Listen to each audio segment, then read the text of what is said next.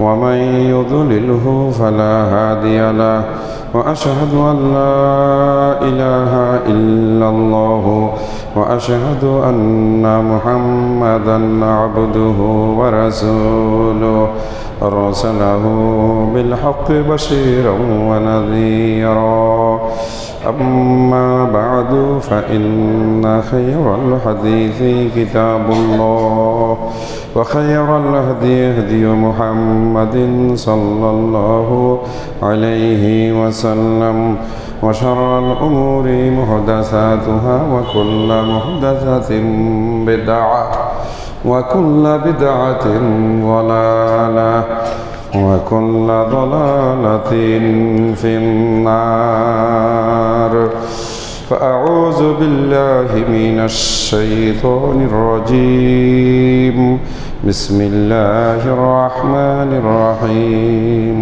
يا أيها الذين آمنوا كتب عليكم الصيام كما كتب على الذين من قبلكم لعلكم تتقون أياما معدودات فمن كان منكم مريضا أو على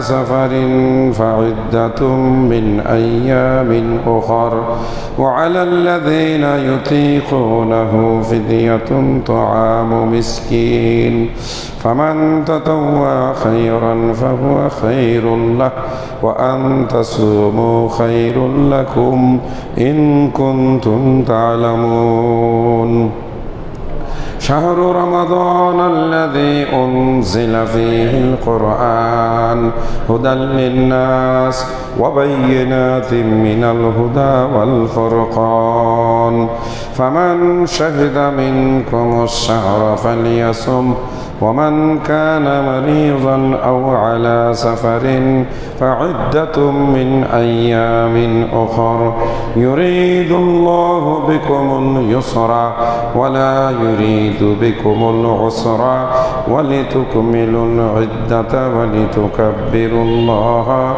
على ما هداكم ولعلكم تشكرون وعن النبي صلى الله عليه وسلم قال من صام رمضان إيمانا واحتسابا غفر له ما تقدم من ذنبه وقال النبي صلى الله عليه وسلم من قام ليلة رمضان إيمانا واحتسابا غفر له ما تقدم من ذنبه وقال سبحانه وتعالى الصوم لي وأنا أجزي به যাবতীয় প্রশংসা আল্লাহ রাব্বুল আলামিনের জন্য যার অশেষ কৃপা এবং দয়ায় আমরা রমজান মাসের একেবারে নিকটবর্তী রমজান মাসের সামনে এসে দাঁড়িয়েছি।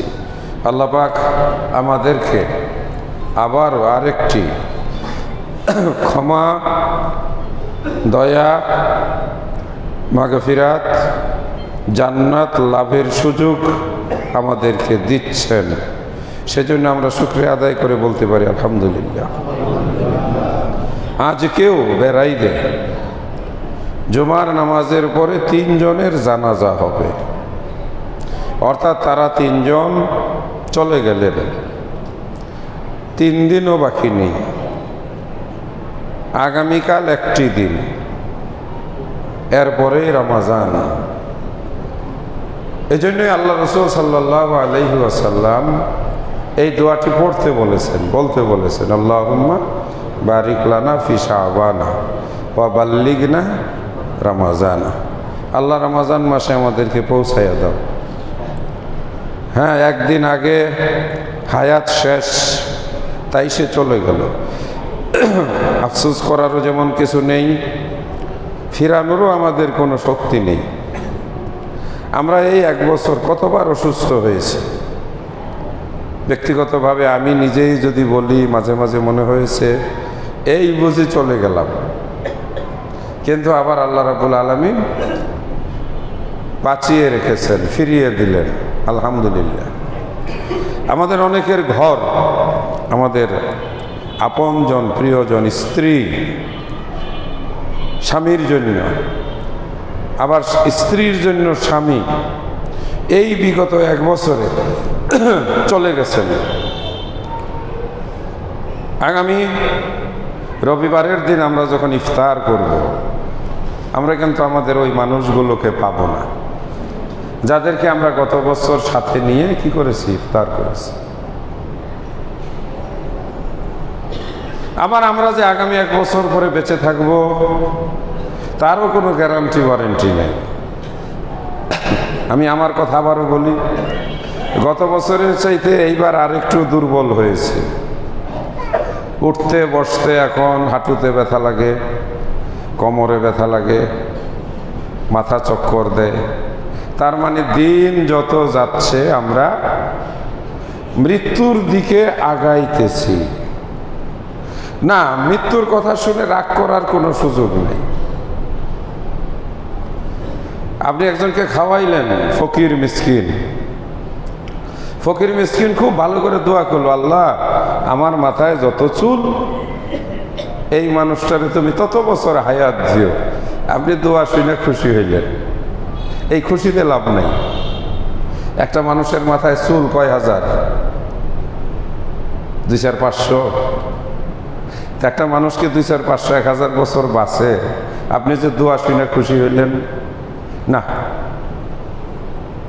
আবার কেউ যদি দোয়া করে, আপনি খাওয়াইলেন, খাওয়া দাওয়া করার পরে ফকির দোয়া করতেছে, আল্লাহ এই মানুষটাকে তুমি সুস্থভাবে, শান্তিপূর্ণভাবে মৃত্যু দিও।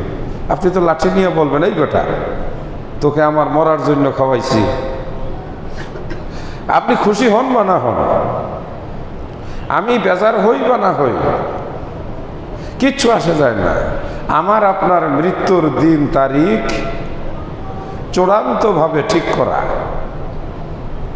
পিছাবেও না আগাবেও না, এটাই চূড়ান্ত কথা।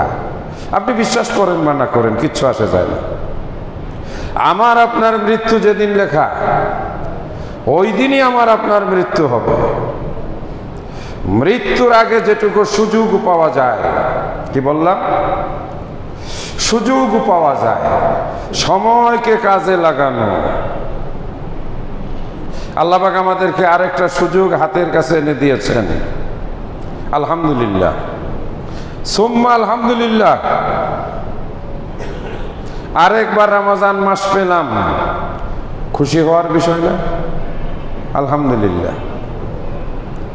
কালকের দিনটা আল্লাহ, আবারও দোয়া পড়ি, আল্লাহুম্মা বারিক লানা ফি শাবানা ওয়া বাল্লিগনা রমাজান। আল্লাহ মৃত্যু হবেই তো জানি, কালকে দিও না।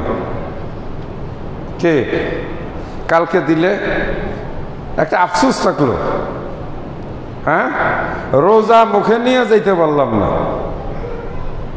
রোজার মাস, সিয়ামের মাস, আল্লাহ পাকের দয়ার মাস, সুবহানাল্লাহ, আল্লাহ পাকের ভালোবাসার মাস। যারা রমজান মাস পায় তারা সত্যিকার অর্থে সৌভাগ্যবান। যেই মানুষগুলো চলে গেছে গত 1 বছর, আরে ওরা আর আমাদের ইফতারির সঙ্গে বসবে না, আমাদের সেহরি খাওয়ার সময় থাকবে না। কারো বাবা গেছে, কারো মা গেছে, কারো ভাই গেছে, কারো বোন গেছে, কারো দাদা গেছে, কারো নানা গেছে, কারো স্ত্রী গেছে, কারো স্বামী গেছে। এটাই জীবন, আগামী বছর এভাবেই চলে যাবে। যারা রমজানকে কাজে লাগাবেন, প্রস্তুতি গ্রহণ করুন, মনের ভিতরে শক্তি সঞ্চার করুন, সাহসী হন। যারা বয়স্ক, যারা অসুস্থ, তাদের জন্য বলছি সাহসী হন। সাহস মোর বই তো। আগামী বছর যদি আর এই সুযোগ না পাই, তাহলে এই রমজান শেষ রমজান। কষ্ট হলেও কার জন্য কষ্ট করলাম? আল্লাহর হুকুম মানতে গিয়ে, রোজা রাখতে গিয়ে মরেই গেলাম, তাতে কি হবে? খুশির বিষয়। আল্লাহ রমজানে রোজার মাসে মৃত্যু হলো, আল্লাহ রোজা অবস্থায় মৃত্যু হলো, কিন্তু মৃত্যু কামনা করা যাবে না। এই কথা বলা যাবে না যে আমি রোজার মাসে মরব। আপনি এটা বলবেন, আল্লাহ আমাকে রোজার মাস মিলিয়ে দিল, আলহামদুলিল্লাহ। মান সামা রমাযানা ঈমানান ওয়া ইহতিসাবান গফিরা লাহু মা তাকাদ্দামা মিন যামবিহি। যেই মানুষটা রমজান মাসে রোজা রাখবে, রোজা রাখলো, পিছনের তার সব গুনাহ মাফ হয়ে গেল। কমপক্ষে গত 1 বছর যে গুনাহ হয়েছে, গুনাহ তো হবেই, গুনাহ ছাড়া কোনো মানুষ নাই। আমাদের প্রত্যেকের আমল নামায় গুনাহে ভরপুর হয়ে গেছে। হয়তো বলবেন আমি তো জেনে শুনে গুনাহ করি নাই। এই যে কথাটা বলছেন এটাই গুনার কথা। দরজা জানালা বন্ধ করে রাখবেন, 1 মাস পরে ঘর খুলবেন, দেখবেন ঘরের মেঝে, টেবিলের উপরে, বিছানার উপরে ধুলাবালি পড়ে না পড়ে না। তে ধুলাবালিকে আপনি আইনা ছিটাই দিছেন না, পাপটাও সেরকম। দরজা বন্ধ, জানালা বন্ধ, তারপরেও ধুলা ঢুকে, আর আপনার চোখ খোলা, কান খোলা, নাক খোলা, মুখ খোলা, আপনার 9 দরজা খোলা। আপনার আমার শরীরে দরজা কয়টা? 9টা, সব খোলা। 2 কান 2 দরজা, 2 চোখ 2 দরজা, 2 নাকের 2 ছিদ্র 2 দরজা, এখানেই তো 6টা। মুখ 1 দরজা 7টা, প্রস্রাবের রাস্তা, পায়খানার রাস্তা 2 দরজা, এই যে 9 দরজা খোলা। এই দরজাগুলো দিয়ে গুনাহ ঢুকে নাই? কেউ বলতে পারবেন হয় নাই গুনাহ? হয়। আল্লাহ রাব্বুল আলামিন বান্দাকে গুনাহ মুক্ত হওয়ার জন্য, গুনাহ থেকে পরিষ্কার হওয়ার জন্য রমজান মাসের রোজাকে ফরজ করেছেন। আলহামদুলিল্লাহ। আজকের খুতবা বছরের সবচাইতে বেশি গুরুত্বপূর্ণ খুতবা। আজকের খুতবা আপনার আমার জীবন পাল্টিয়ে দেওয়ার খুতবা। আজকের এই জুমা আমাদের নতুন করে জীবন শুরু করার জুমা। আপনি এইভাবে বলতে পারেন যা কিছু হয়ে গেছে পিছনে, না আর নয়, আর নয়। কি বেপরোয়া চলাচল, নামাজ বাদ দিয়ে, গান বাজনা অথবা অন্য কিছু নিয়ে, না, আর না। বয়স হয়ে গেছে, আয়নার সামনে দাঁড়িয়ে দেখি মাথার চুল দাড়ি সব সাদা হয়ে গেছে। আয়নার সামনে দাঁড়িয়ে দেখি মুখের মধ্যে কুচকে ভাব, চামড়া জড়ো হয়ে গেছে। এই নারীরা, আমার বয়স্ক মা বোনেরা, মাঝে মাঝে আয়নার সামনে দাঁড়াইয়া মনে পড়ে না আপনি একদিন 18 বছর বয়সে কেমন ছিলেন? আল্লাহ তাআলা কেমন করে আপনার শরীর থেকে রূপ, যৌবন, সৌন্দর্য নিয়ে নিলেন। হ্যাঁ, এই তো জীবন। আমি আমাকে দিয়েই বললাম, গত বছরের চাইতে এই বছর আর একটু দুর্বল হয়েছি, কারণ আরেক বছর বয়স বাড়ছে। আমি আরো 1 বছর মৃত্যুর দিকে এগিয়ে গেছি। ইকতারাবা লিন্নাসি হিসাবুহুম, মানুষের হিসাব মানুষের হিসাব তার কাছে চলে এসেছে। ওয়াহুম ফি গাফলাতিন, তারা গাফেল হয়ে বসে আছে। গাফেল, খেয়াল নাই। আমাদের হিসাব কাছে চলে আসতেছে। যেদিন মারা যাব, কবরে নামানোর পরেই হিসাব শুরু হয়ে যাবে। ফেরেশতারা এসে জিজ্ঞাসা করবে, অমুকে জিজ্ঞাসা করবে, কবরের সঙ্গে দুজখের রাস্তা খুলে দিবে, কবরের ভিতরে সাপ আসবে, কবরের ভিতরে ফেরেশতা আসবে গুর্জ নিয়ে। প্রশ্নের উত্তর দিতে পারলে বেঁচে যাব, প্রশ্নের উত্তর দিতে না পারলে মাইর শুরু হবে, কবরের মাটি চেপে ধরবে, মরে গেলেই শুরু হবে। বেঁচে আছি, আজকে যদি আমার মৃত্যু হয়, আমি নিশ্চিত রাতের মধ্যে আমাকে মাটির ভিতরে ফেলে ঢুকিয়ে দেওয়া হবে। এই যে 3 জনের জানাজা হবে, জানাজা আজকে বেড়াইদের জোহরের জুমার সালাতের পরে জানাজা, তারপর কয় মিনিট পাবে? বড় জোর আধা ঘন্টা। কান্দে করে নিয়ে কবরস্থানে যাওয়া পর্যন্ত কবর খোঁড়া হয়ে গেছে। কবর কি হয়েছে? খোঁড়া হয়ে গেছে, খালি জানাজাটা বাকি আছে। অতঃপর তাকে কবরে নামিয়ে দেওয়া হবে। বিসমিল্লাহি ওয়া আলা মিল্লাতি রাসূলিল্লাহ ঢাকনা দিয়ে ঢেকে দেওয়া হবে, বাঁশ দিয়ে, চাটাই দিয়ে, মাটি দিয়ে। মানুষগুলো যখন ফিরে আসবে, আল্লাহ রসুল সাল্লাল্লাহু আলাইহি ওয়াসাল্লাম বলেন, ফেরেশতারা এসে যাবে ওই মৃত লাশের কাছে আপনারা কবরস্থান থেকে বের হওয়ার আগেই। আল্লাহ রসুল সাল্লাল্লাহু আলাইহি ওয়াসাল্লাম বলেন, যারা জানাজা পড়লো, যারা মাটি দিল, এরা কবরের কাজ শেষ করে, আমরা কবরের কাজটা শেষ করি কিভাবে? সর্বশেষ আমরা একটু ওই যে তুষ ছিটায় দেই, যেখানে শিয়ালের অত্যাচার, সেখানে কিছু পাট দিয়ে দেওয়া হয়, একটা খেজুরের ডাল গেড়ে দেওয়া হয়, একটু পানি ছিটায় দেওয়া হয়। সর্বশেষ কি করা হয়?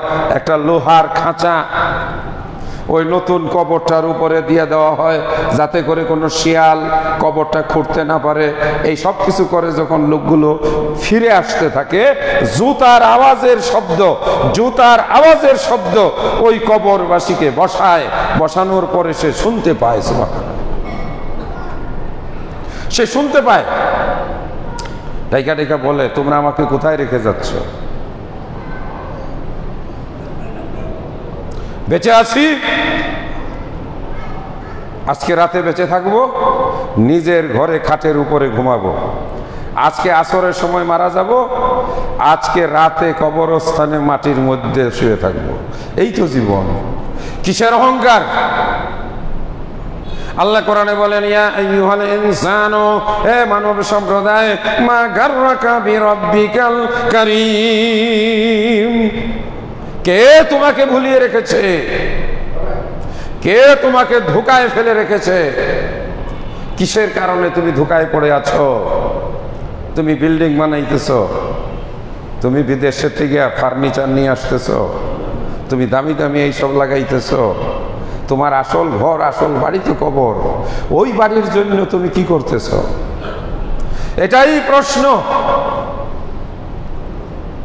বেড়াইতে এখন মাশাআল্লাহ বড় বড় বিল্ডিং হচ্ছে, প্রত্যেকেই সাধ্য অনুযায়ী একেবারে ফ্লোর টাইলস, বাথরুম টাইলস, দামি দামি ফিটিং, সোফা, কি বলে, বেসিং, হাই কমোড, হ্যাঁ, ৬,০০০ টাকা থেকে নিয়ে ৬০,০০০ টাকা পর্যন্ত, লাখ টাকাও আছে বিদেশি। আপনি কয়দিন ওটার মধ্যে পায়খানা করবেন এটা জানেন? নয় 1 বছর, 2 বছর, নয় 5 বছর। হ্যাঁ, কেন বান্ধ দালান ঘর? ঘুমিয়ে গেলেই তো শেষ। আজকে এই কথাগুলো কেন শোনাচ্ছি? একটা সুযোগ পাইছি, একটা চান্স পাইছি। কার কাছ থেকে? দয়াময় রহমান রহিম অনন্ত অসীম দয়াময় আল্লাহর পক্ষ থেকে আমরা আরেকটা সুযোগ পেলাম, আরেকবার ক্ষমা পাওয়ার একটা সুযোগ পেলাম, আরেকবার জান্নাতে যাওয়ার একটা সুযোগ পেলাম, আরেকবার আমরা মহিমান্বিত মাস রমজান কারীম আমরা আরেকবার প্রায় পেয়ে গেলাম। ধরে নেন পেয়েই গেলাম। আল্লাহ ভরসা। হ্যাঁ, একটা দিন সামনে। কালকে সৌদি আরবে রোজা শুরু হবে, আমরা আগামী কালকে তারাবির নামাজ পড়বো এশার পরে ইনশাআল্লাহ। কি করবো রমজান মাসে? একটু চিন্তা ভাবনা আমরা করি, একটা পরিকল্পনা নেই।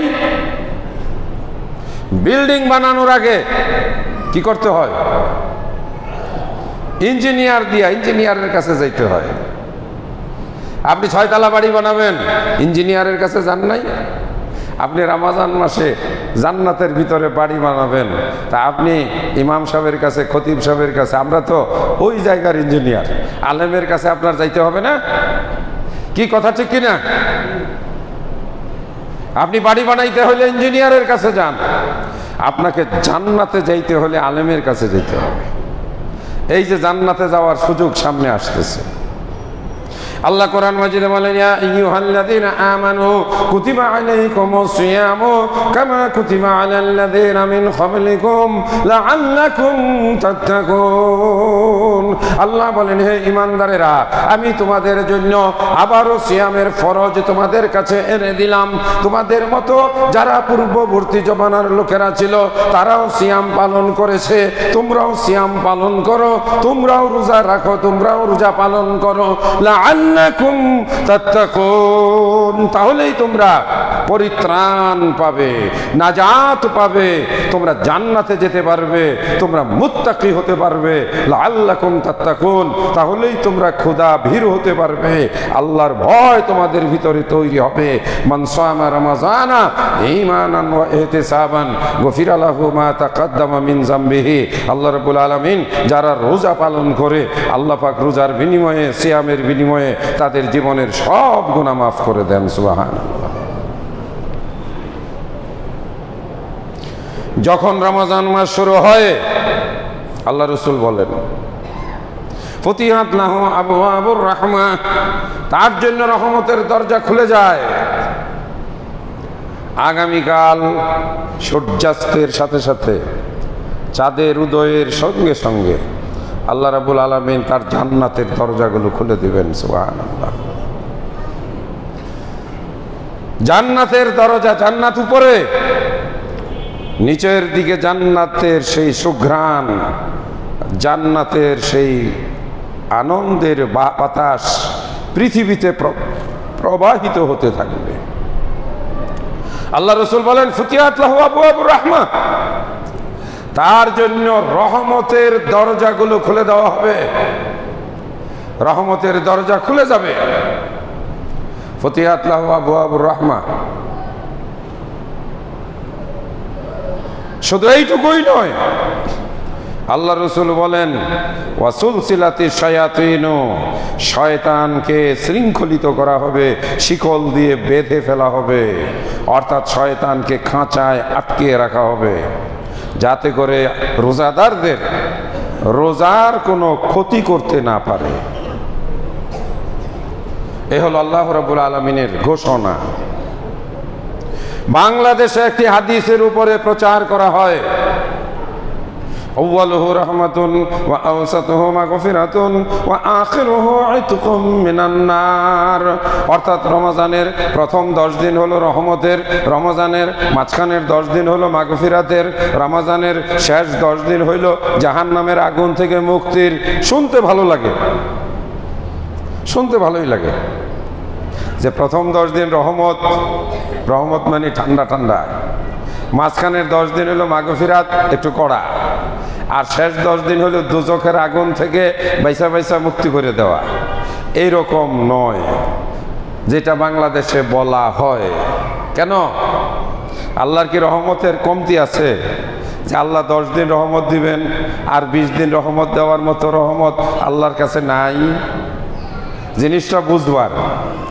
আল্লাহ দয়ালু রহমান, তার দয়া অফুরন্ত।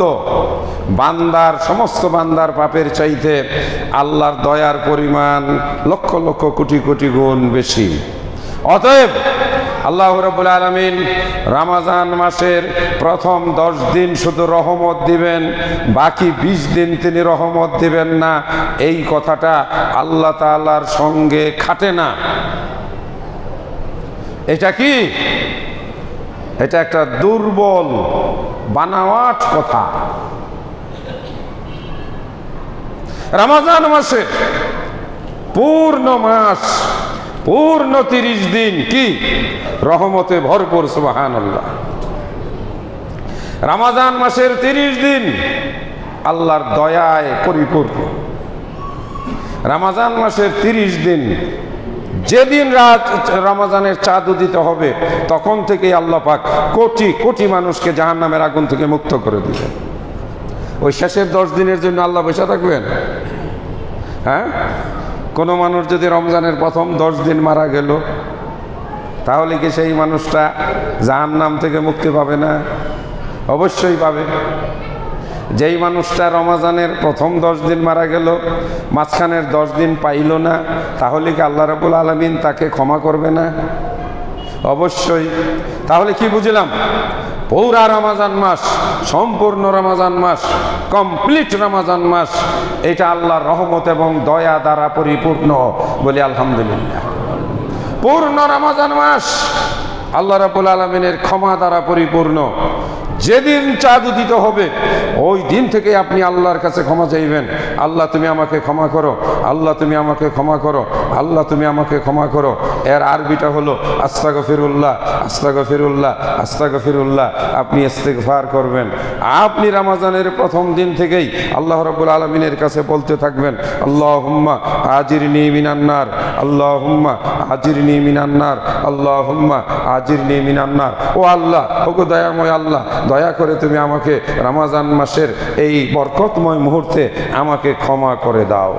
রমজান মাস ক্ষমার মাস, রমজান মাস জান্নাত লাভের মাস, রমজান মাস দুজক থেকে বাঁচার মাস, রমজান মাস গুনাহমুক্ত হওয়ার মাস, রমজান মাস নিজেকে পরিশুদ্ধ করার মাস। 1 বছর যে গুনাহ আমাদের কলবে, আমাদের অন্তরে জমা হয়েছে, এই গুনাহগুলোকে পবিত্র করার জন্য আল্লাহ রাব্বুল আলামিন আমাদেরকে একটা চান্স মিলিয়ে দিয়েছেন রমজান উপহার দিয়ে।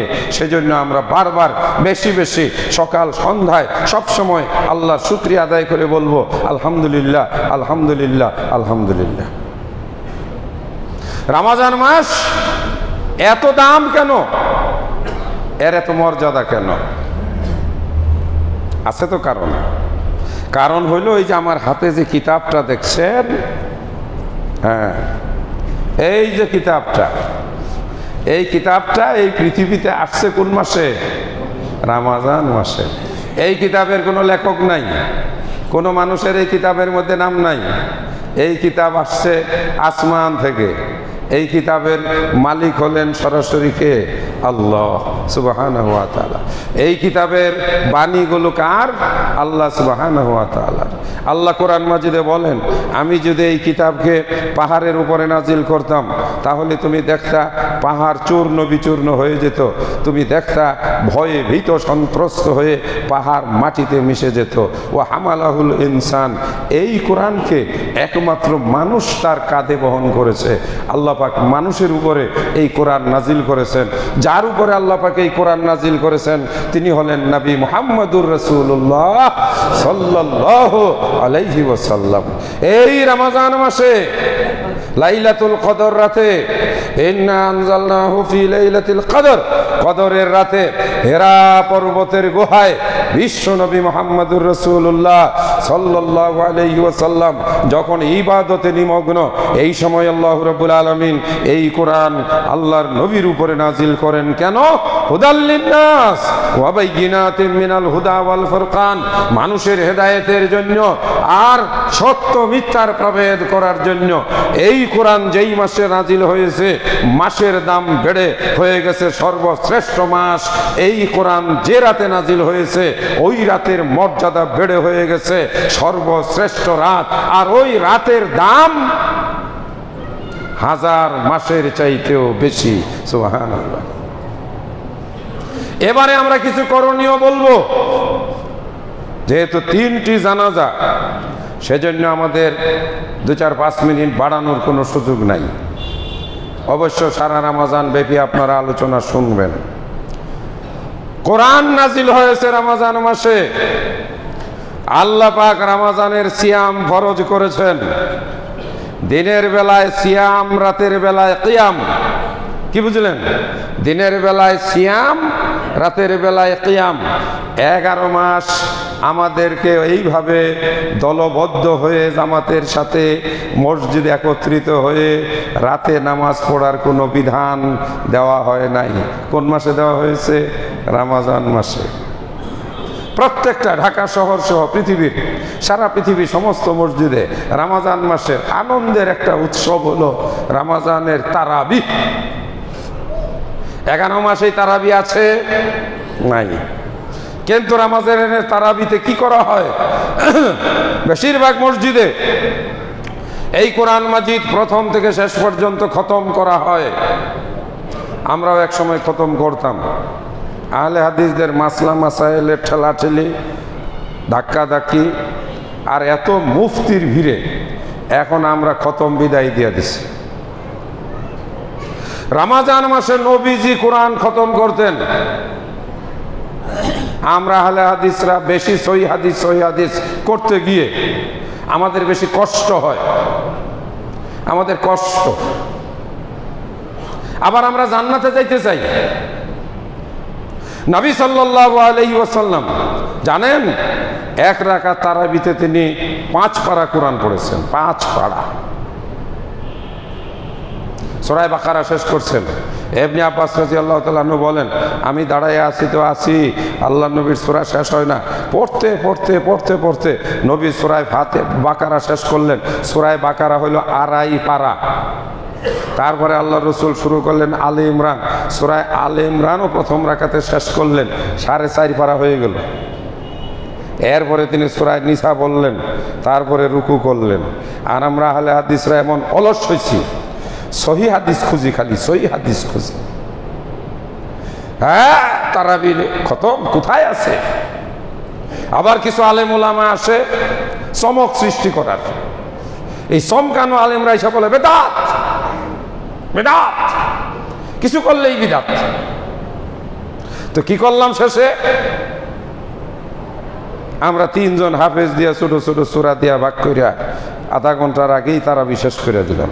হানাফি মসজিদওয়ালারা 1.5 পারা কোরআন পড়ে 20 রাকাত তারাবিতে।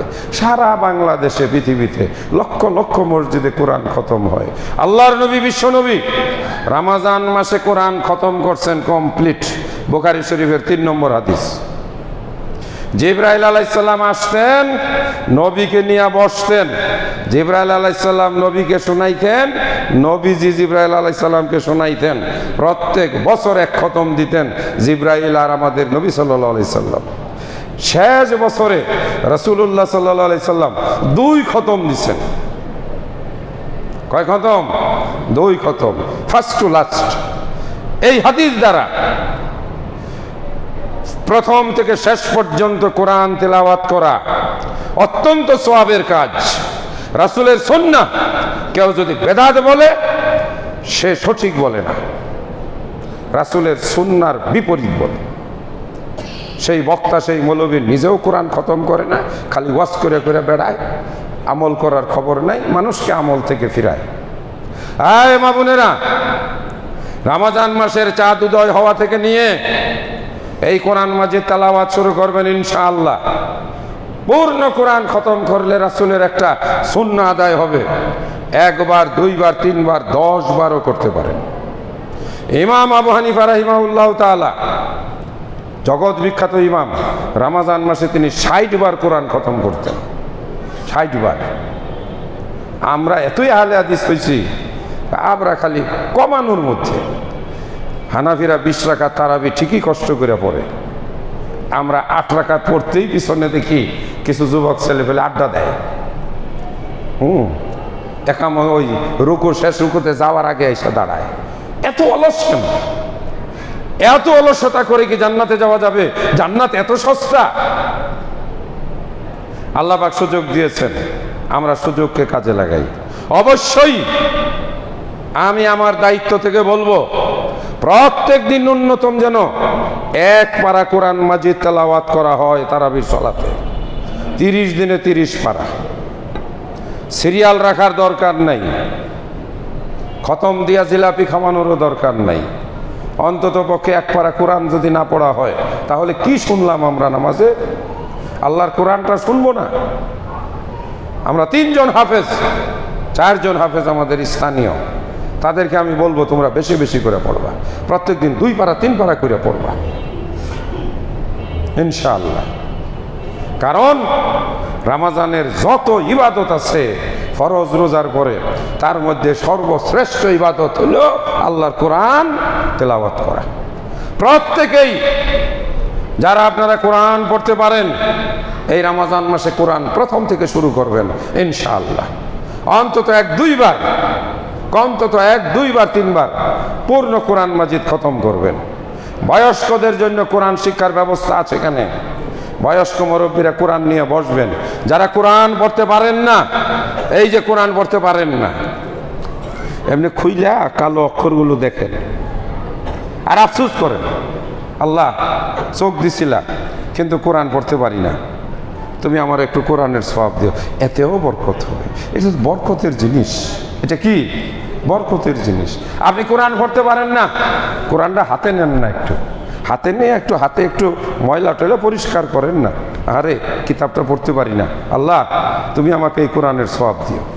কোরআন পড়তে পারেন না, একটা নতুন কোরআন মজিদে না একটা বাচ্চাকে দেন না, বাবা এটা তুমি পড়ো।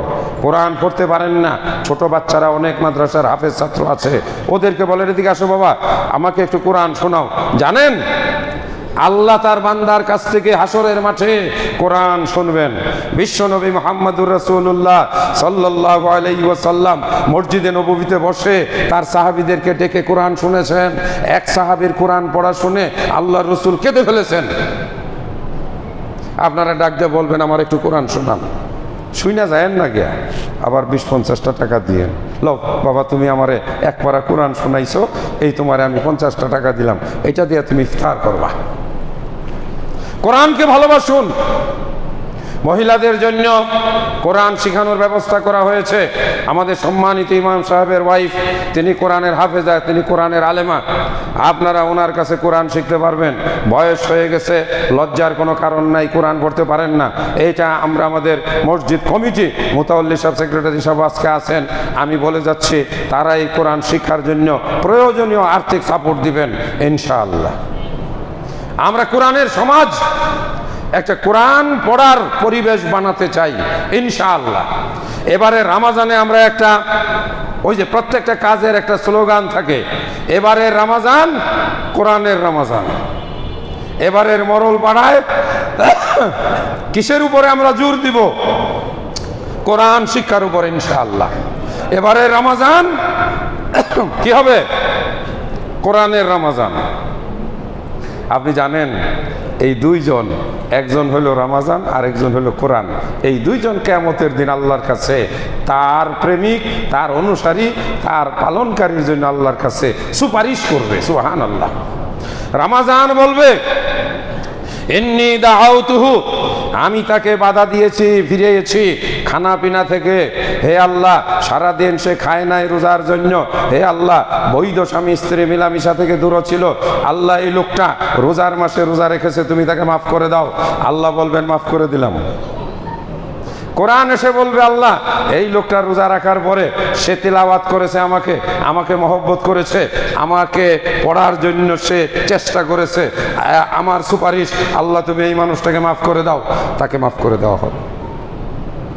সম্মানিত ভাইরা আমার, কোরআন তিলাওয়াতের পরে আমরা এই রমজান মাসে ইফতার করব, ইফতার করাবো। ইফতার একটি গুরুত্বপূর্ণ সওয়াবের বিষয়। যেই ব্যক্তি রোজাদারকে ইফতার করায় আল্লাহ পাক তাকে পূর্ণ রোজার সওয়াব দান করে। ঢাকার বড় বড় মসজিদে, একেবারে গুলশান বনানী, এমনকি উত্তরার মসজিদে দেখেছি ওই যে ইফতারের জন্য সবাই টাকা পয়সা দেয়। এটা কোনো লজ্জার বিষয় নয়। একটা বড় বাক্স রাখে, সেটা ইফতারের জন্য লেখা থাকে, সবাই সেখানে 100-500 টাকা দেয়। সবারই অধিকার আছে। আমাদের সমাজ আলহামদুলিল্লাহ আল্লাহ পাকের মেহেরবানিতে বহু বছর যাব তারা ঐতিহ্যগতভাবে 2-4 জন ইফতার দেয়। 2-4 জন ইফতার দিল, 2-4 জন সওয়াব পাইল। সবাই দিবেন, সবাই অংশ নেবেন ইনশাআল্লাহ। বাড়িতে ইফতার রান্না করে মসজিদে পাঠিয়ে দিবেন, পোলাও, বিরিয়ানি, খিচুড়ি, খেজুর কিনে পাঠিয়ে দিবেন, চিনি কিনে পাঠিয়ে দিবেন, কেউ বাধা দিবে না। আল্লাহ রসুল বলেন একটা খেজুরের অর্ধেকটা, সুবহানাল্লাহ, জাহান্নামের আগুন থেকে আল্লাহ আপনাকে বাঁচাই দিবেন। যারা 2-3 জন দেন আলহামদুলিল্লাহ তারা দিবেন। আমি 2-4 জনকে চিনি, আল্লাহ তাদের তৌফিক দিয়েছেন। তারা কেউ খেজুর দিয়ে দেন 2 বস্তা, কেউ 1 বস্তা চিনি দিয়ে দেন, কেউ 20 কেজি 50 কেজি মুড়ি দেন, বাকিরা আমরা দেই না। কেন? আমাদেরও তো ইফতার করানোর হক আছে, আমরাও শরীক হব। আপনিও কিছু না কিছু দিবেন, আপনিও এনে মসজিদে শরীক হবেন।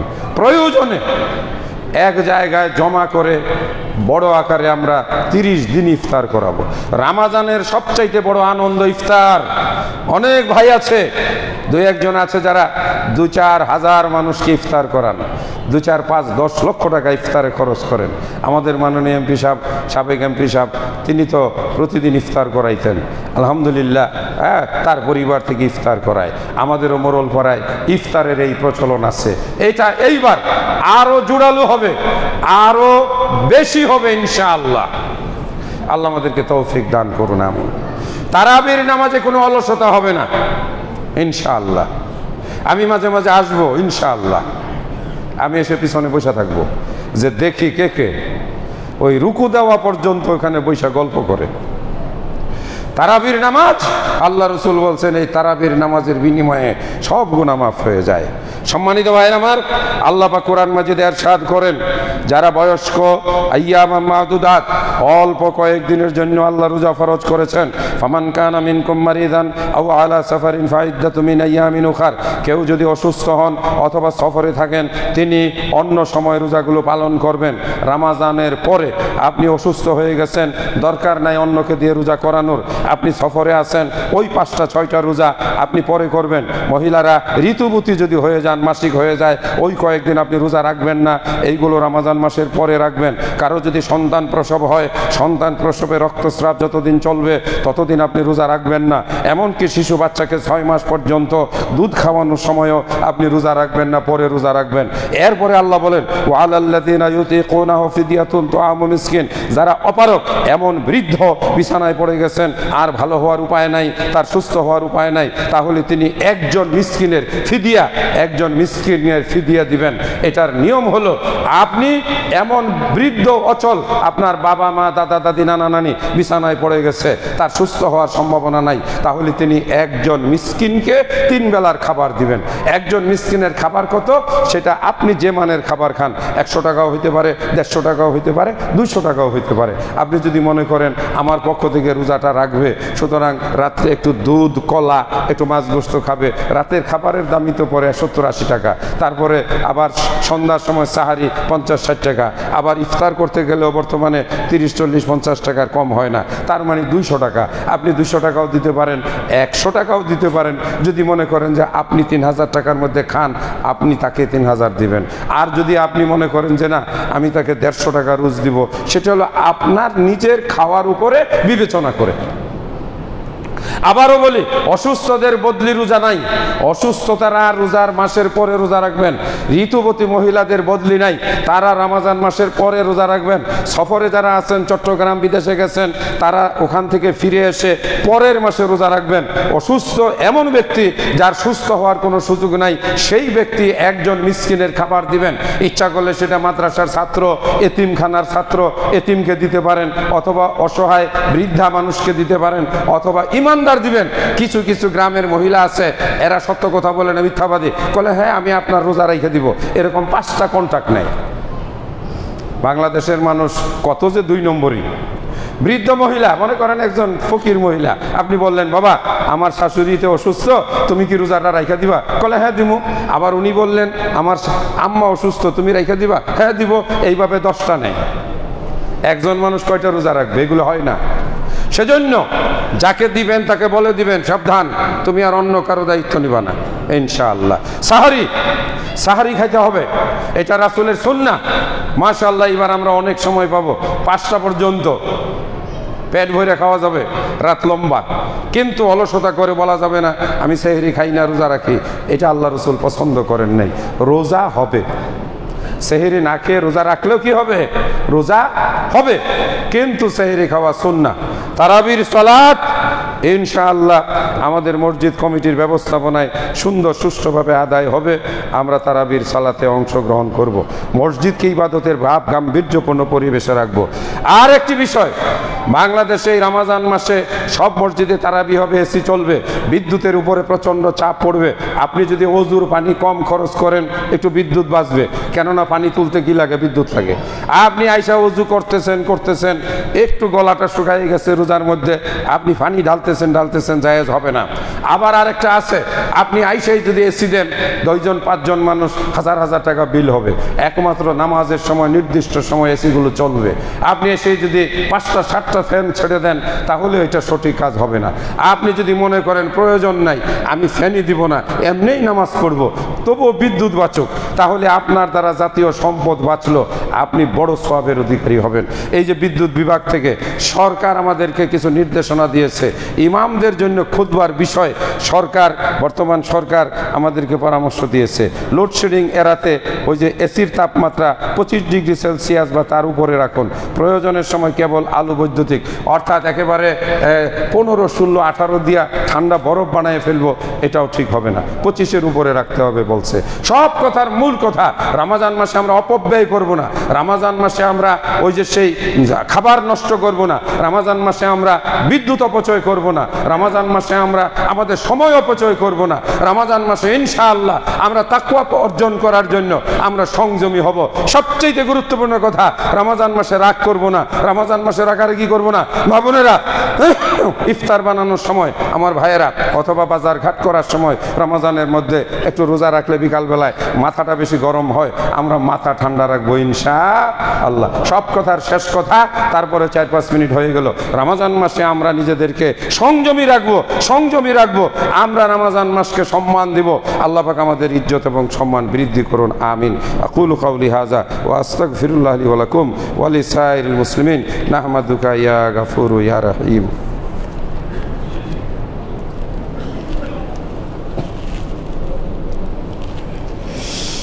আলহামদুলিল্লাহ ওয়াসসালাতু ওয়াসসালামু আলা রাসূলিল্লাহ, আম্মা বা'দ। ইন্নাল্লাহা ইয়া'মুরু বিল আদলি ওয়াল ইহসান ওয়া ইতা'i যিল কুরবা ওয়া ইয়ানহা আনিল ফাহশা'i ওয়াল মুনকারি ওয়াল বাগই।